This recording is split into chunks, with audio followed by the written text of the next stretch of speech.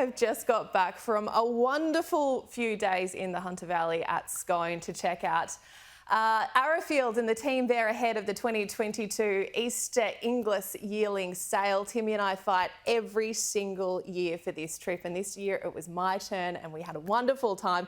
And I caught up with Arrowfield Bloodstock manager Jon Freyer ahead of this year's yearling sale.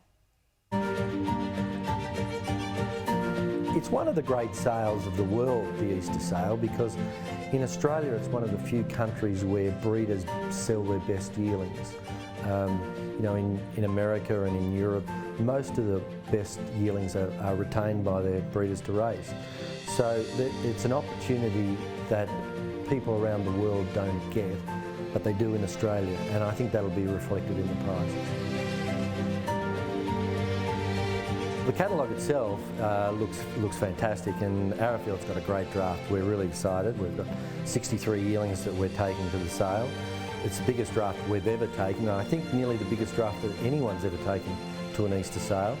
And we're really excited. We've got some fabulous horses. I think probably the best draft we've ever taken, and we've had some great drafts.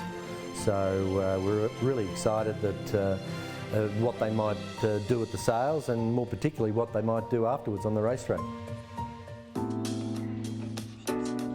Just the quality of the individuals that we have this year, in particular our fillies. We've got some absolutely stunning fillies, and it's probably not only our opinion but the opinion of a lot of people that have already been to the farm and inspected the draft.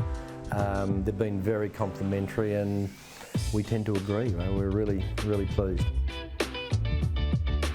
We did a promotion a few years ago when we had a great draft of fillies, and it was based around the theme of a diamond is forever, meaning that the fillies you keep and you can breed from and go forward with.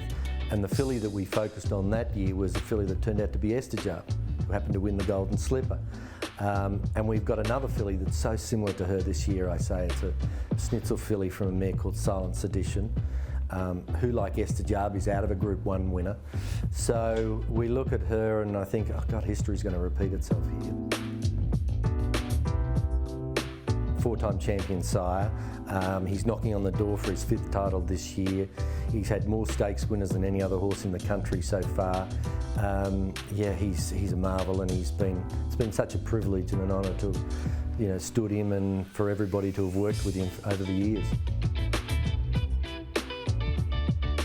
The Autumn Sun's the heir apparent. He was a magnificent horse. He won 8 of his 9 starts. He won 5 Group 1s.